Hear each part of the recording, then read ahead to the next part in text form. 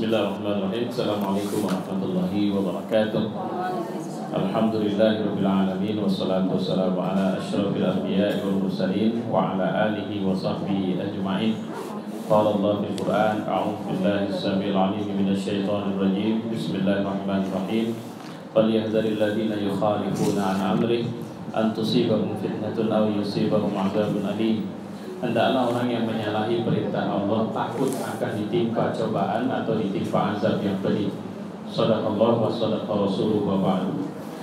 Ibu-ibu yang mulia, beberapa waktu yang lalu kita mendengar bahkan mungkin melihat dari televisi gempa 7,8 skala Richter itu menimpa Nepal, dan jumlah yang tewas dari peristiwa itu adalah sekitar lebih dari 3.000 orang. Satu hal yang dikaitkan dari peristiwa itu adalah sebelumnya baru berlangsung satu upacara penyembahan kepada salah satu dewa Hindu dengan melakukan bisa dibilang lebih pembantaian. Kalau kita ada Idul Kurban memang ribuan ekor, ada sekitar 250.000 ya total hewan yang disembelih, tapi bukan disembelih. Jadi kalau kita lihat gambarnya itu, jadi parangnya itu panjang, hewannya berdiri, dipancung gitu saja. Jadi uniknya tidak dimakan. Jadi ratusan ribu ekor itu dibiarkan terlantar begitu saja di satu tempat. Nah itu untuk tujuan penyembahan kepada salah satu dewa mereka. Nah persoalannya sekarang, ternyata berdekatan dengan peristiwa itu datanglah gempa yang menghancurkan, bahkan tidak hanya membunuh atau menewaskan ratusan atau ribuan orang, tapi juga menghancurkan rumah-rumah ibadah mereka. Ya. Nah di sini kita akan mempelajari tentang jika kita tidak menjalankan hukum Allah, apa dampaknya. Nah hukum yang dimaksud sebenarnya Indonesia, kalau bicara hukum Allah juga secara umum tidaklah kita menerapkannya, karena kita juga tidak menisbahkan asas negara kita kepada Islam, sehingga tidak perlu zaklik, tegas, berprinsip atau berpihak kepada hukum Islam. Tapi maunya kalau sudah tidak berpihak kepada hukum Islam, jangan melecehkan hukum Islam. Jadi jangan melakukan pelecehan secara sadar. Kedua, bentuk pelecehan juga jangan berangkat dari kebencian, memang tidak suka dengan hukum Islam. Di Jakarta misalnya, gubernurnya itu bilang, Nabi Muhammad saja kalau dia mimpin Jakarta, kira-kira begitu, dia tidak akan sanggup melenyapkan prostitusi. Ini gubernur kafir, gak ada urusannya sama Islam. Kenal apa dia dengan Nabi Muhammad? Gitu. Kok seenaknya ngomong begitu? Dan itu bentuk-bentuk menunjukkan pembangkangan, ya, menunjukkan masalah yang bukan tidak mungkin. Kita sekarang berhadapan dengan fakta semakin sulitnya kehidupan kita secara umum di negara, baik itu mendapatkan makanan, mendapatkan rasa aman, ya, nggak usah jauh-jauh, rumah-rumah kita pun tak merasa aman. Kereta-kereta kita naruh depan rumah kita nggak aman, bawa sendal ke masjid nggak aman, ya kira-kira begitu. Jadi kondisi rasa aman juga hilang. Kemudian tidak ada yang murah kecuali harga diri. Ini repot ini. Jadi semua bahan-bahan naik, harga diri aja yang turun. Ya, macam-macam kondisi masyarakat kita, di mana kita tidak lagi menghormati kehormatan diri kita sendiri. Bagaimana orang mau menghormati kita kalau kita tidak menghormati diri kita sendiri? Narkoba menjadi bukan sekedar jauh lebih cepat pertumbuhannya dari kebajikan yang ada di satu daerah. Tidak hanya bisa dibilang tidak ada kampung yang bebas narkoba. Kalau tidak pemakai ada di situ, maka penjualnya ada di situ. Malangnya ini bukan fenomena kota. Di kampung-kampung sekarang yang jalan saja belum aspal, tapi narkoba udah nyampe. Nah, kira-kira begitu. Ya, baik. Apa akibat kalau kemudian hati membatu? Kita menerapkan selain hukum Allah. Yang pertama adalah hati keras membatu. Ya. Dalam surah Al-Maidah ayat 13 Allah mengatakan, "Fabima naqdihim mitsaqahum la'annahum wa ja'alna qulubahum qasiyah."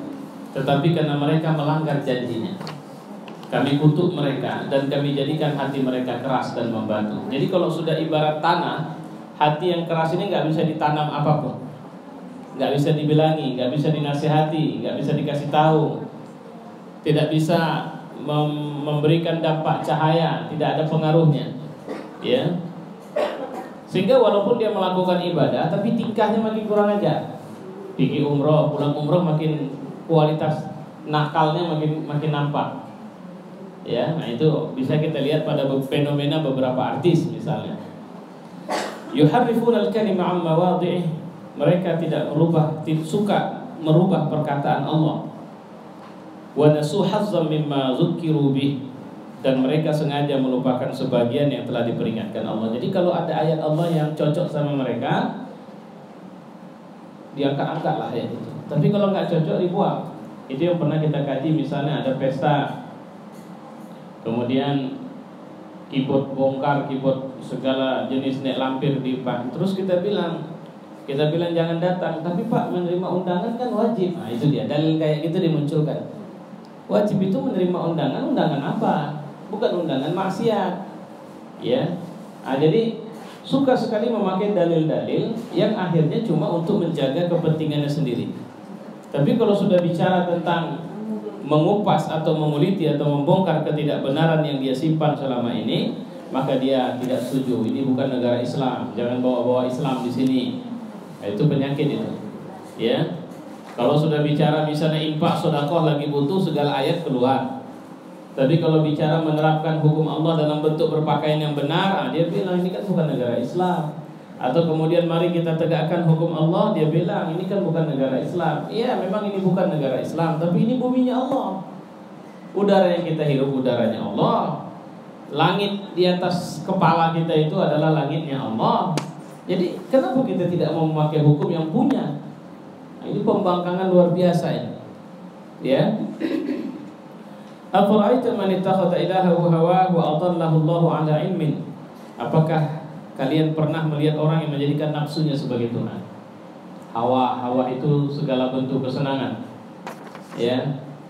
Jadi mohon maaf tadi saya sekarang pokoknya hampir semua sudut kan ada orang jual batu. Jadi kebetulan seorang bapak tadi megang-megang batu sambil saya jalan kemari. Saya ikut perhatikan sambil lintas saja sih. Ya. Jadi sebenarnya ada apa dengan batu-batu itu? Nah, hawa. Jadi ada orang yang kadang datang gilanya. Kawan saya, kalau saya bilang itu keuntungan dari Allah dapat dia. Dia beli batu, bukan beli batu, dia dapat batu. Terus diasahkan, ikatkan 50.000-nya. Tengok orang, mungkin orang tuh dibilang aneh tidak, tapi dibilang tidak aneh juga gitu.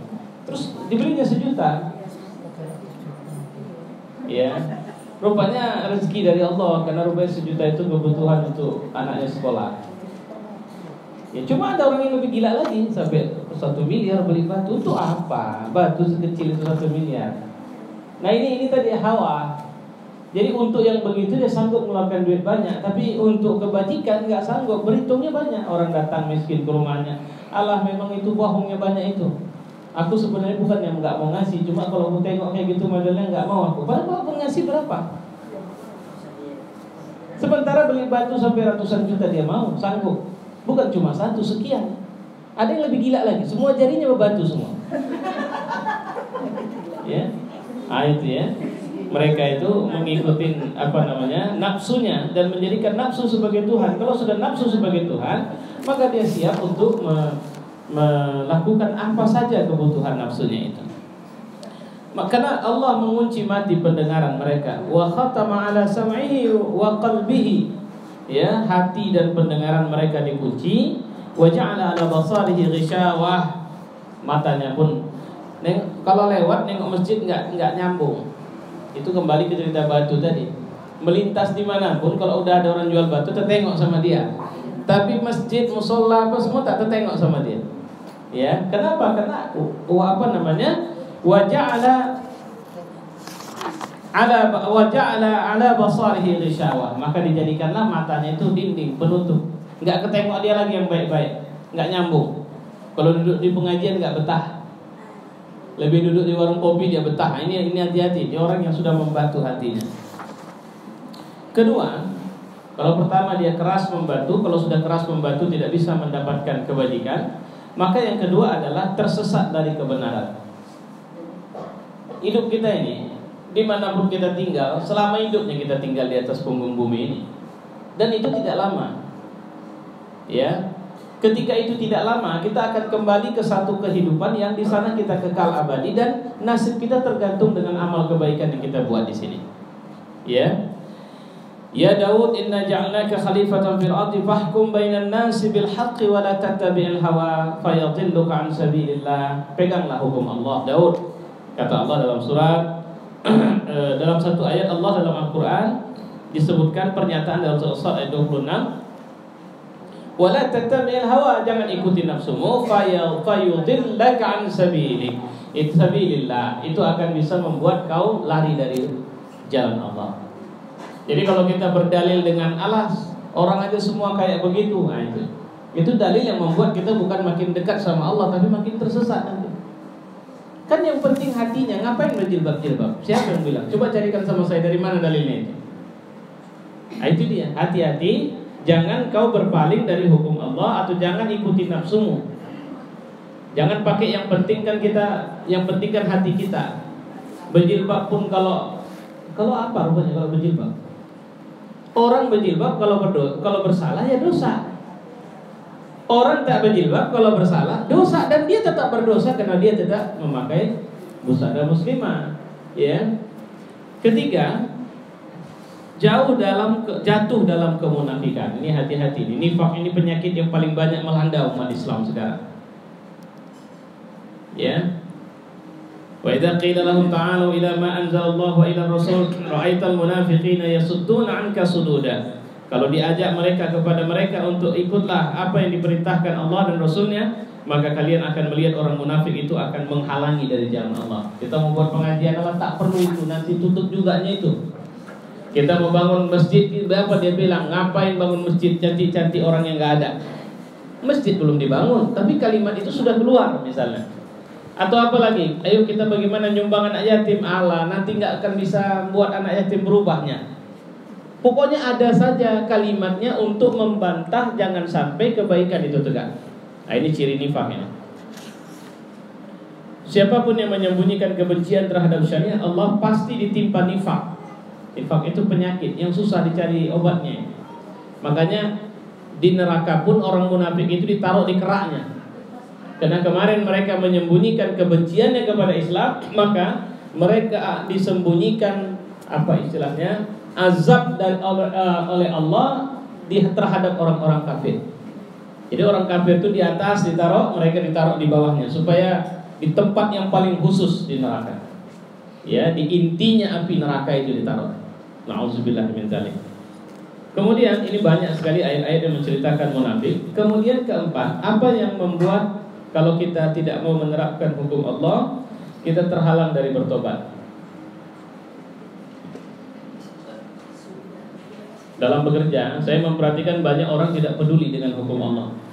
Sama mereka cari makan itu dari gaji plus tambahan suap.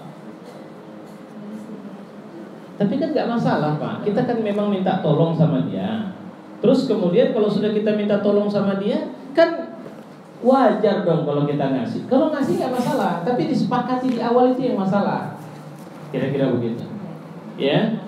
Jadi orang yang berada di posisi tidak mau menerapkan hukum Allah, pastilah dia akan tersesat dan kemudian tidak akan mau bertobat kepada Allah. Lihatlah bagaimana para pelacur-pelacur. Saya heran juga itu di acara, pernah saya lihat di acara Tukul. Waktu melacur, jangankan mukanya, semuanya pun dia udah buka. Tapi kenapa di acara itu sampai pakai topeng dia? Ada rasa malu. Kenapa harus malu? Dia malu kepada manusia. Kalau bahasa Quran, yastaghfuna minan nas wa la yastaghfuna minallah. Mereka takut dan malu sama manusia, tapi mereka enggak takut sama Allah. Padahal Allah melihat mereka. Jadi walaupun dia bercerita jujur, iyalah awak memang orang salah, tapi ya kayak mana lah. Nah itu bahasa-bahasa medannya lah. Nah bahasa ini kemudian menunjukkan, tapi kemudian dia tidak bertobat kepada Allah. Ya sama saja. Ya. Jadi Allah mengingatkan kepada kita bahwa penyakit yang bisa muncul dari ketika mereka itu tidak mau menerapkan hukum Allah, maka mereka pasti juga tidak mau bertobat. Kenapa? Ya memang mereka tidak pakai hukum Allah. Ketika diingatkan kepada kebaikan, mereka tidak mau. Ada satu rumah dulu saya pernah bertetangga, sampai saya pun pernah bertengkar. Ada aktivitas-aktivitas yang kita rasa tidak layak dia lakukan, kita tegur, dia tidak bisa terima. Dia marah sejadi-jadinya. Loh, saya ingatin kau. Misalnya dia mengambil barang orang yang jelas-jelas mata saya melihatnya. Kau ambil itu. Oh tidak, enak saja nuduh saya. Mataku ini tengok, tetap tidak mengaku.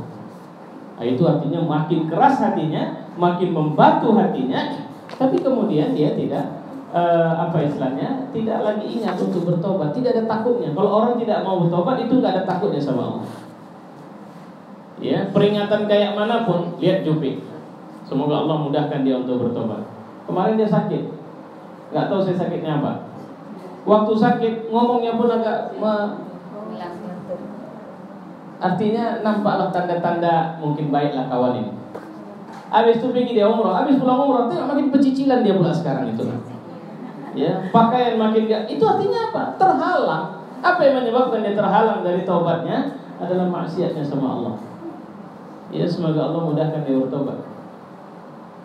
Itu saya ada beberapa artis yang suka saya ngikutin. Karena saya menduga kuat ini orang bisa tobat di ujungnya. Ya, salah satunya Jupe. Artinya bukan karena saya naksir sama dia, nggak ada urusan, bukan itu. Ya. Saya cuma melihat fenomena kehidupannya itu, menurut saya dia punya dasar kebaikan yang kelihatan. Tapi ternyata memang sekarang kecenderungannya malah seperti tidak takut sama Allah. Dari cara berpakaian, kemudian kemesraan sama laki-laki yang satpam itu kemudian di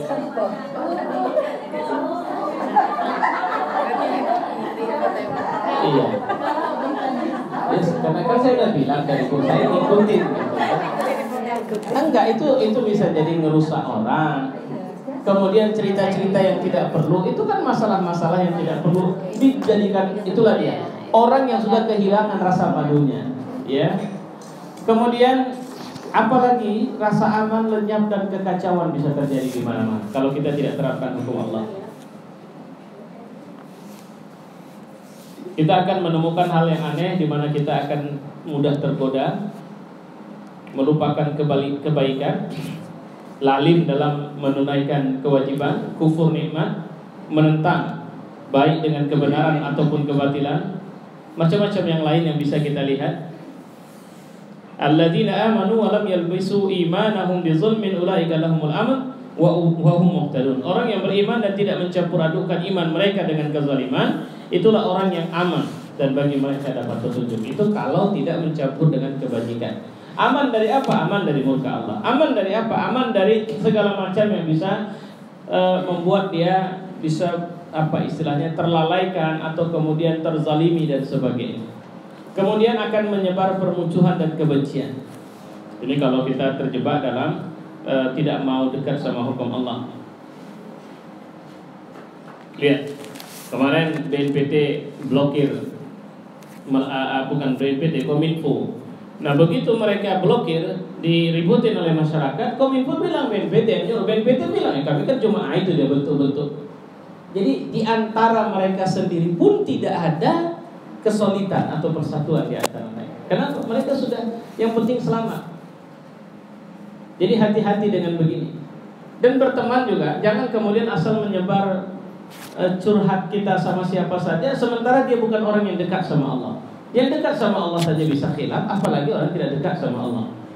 Ya, hati-hati dengan semua itu. Karena terus terang, kondisi hari ini, sekarang ini kita menghadapi fakta bahwa mudah sekali permusuhan menyebar. Orang kesenggol sedikit mobilnya padahal tidak rusak, bisa jadi masalah besar.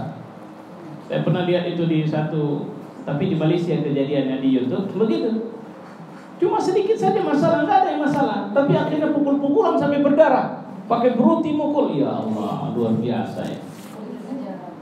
Ya, hal yang sebenarnya bisa diselesaikan dengan cara yang lebih tenang, tapi karena itu tadi tidak ada keimanan.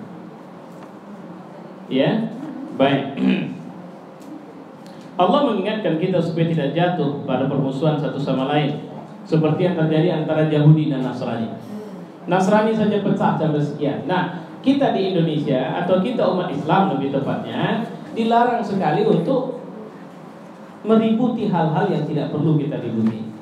Jadi kalau persoalan-persoalan yang kita tidak sama itu hanya pada persoalan yang tidak prinsip, ya udah kayak kemarin apa yang saya contohkan. Apa itu yang saya contohkan itu kemarin? Apa itu ya kalau pesta itu?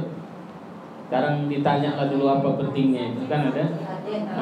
Sesajen, bukan sesajen, apa itu? Tepa atau apa? Yang kita sempat bahas. Nah sekarang kalau ternyata ada dalil pembenarannya yang tidak bertentangan dengan Al-Quran dan Sunnah, tidak merusak keyakinan kita kepada Allah, nggak masalah, silahkan aja. Ya kan ada yang kita bahas kemarin itu kan. Kemudian bale. Kemudian macam-macam yang lain. Ini mau bulan Ramadan ini. Terus ada orang bilang harus ziarah kubur. Nah masalahnya kalau ziarah kubur ya silakan, cuma dengan hukum ziarah kubur. Insya Allah mungkin ada kesempatan kita ngaji. Sekali lagi kita akan bincangkan itu. Ya, apa yang kita harus buat menjelang Ramadan datang. Ya. Tapi kalau ziarah kubur itu tak bisa tidak, kalau tidak ziarah kubur nggak pas, nggak bagus, nggak benar Ramadannya, bisa batal Ramadan. Itu baru masalah. Jadi kalau tidak ziarah kubur ya nggak masalah. Bikin ziarah kubur, laksanakan ziarah kubur yang seharusnya. Sambut Ramadan dengan cara yang seharusnya, jangan cara-cara yang aneh-aneh. Ya. Kemudian terhalang pula dari pertolongan Allah. Iyansurukumullahu fala ghaliba lakum wa yahzurkum faman dzalladzi yansurukum min ba'dih wa 'alallahi falyatawakkalul mu'minun. Jika Allah menolongmu, enggak akan ada yang menolakmu, yang bisa mengalahkanmu. Tapi kalau Allah sudah tidak peduli denganmu, siapa yang bisa menolong Allah? Menolongmu setelah kau tidak ditolong Allah. Kenapa Allah tidak mau tolong kita? Karena kita tidak mau tolong Dia. Apa bentuk kita menolong Dia? Menegakkan hukum Allah. Jadi orang yang mengira bahwa dia bisa selamat dengan uangnya, Allah tidak mau bantu dia. Udah carilah uangmu. Tapi kalau dia yakin kepada Allah di semua keadaan Allah akan membantu, maka percayalah Allah akan mengirim orang-orang untuk menyelesaikan kebutuhan. Ini wilayah yakin. Cuma repot memang. Karena yakin itu abstrak, nggak kelihatan. Ibu sakit, berobat ke sana kemari, tidak sembuh. Kemudian ada satu tempat, tapi pasti syirik. Coba biasanya orang kalau berobat ke situ sembuh. Nah ini kan menggoda kita ya.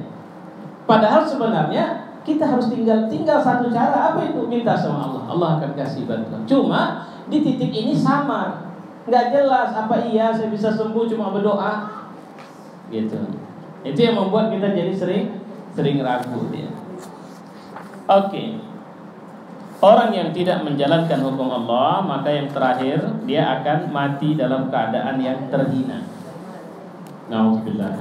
Misalnya mati dalam keadaan melakukan keburukan. Nauzubillah min dzalik, mati berzina, mati mabuk, mati baru maling dikejar orang dikeroyok dibakar. Itu kan mati itu. Nah, yang begini nauzubillah min dzalik.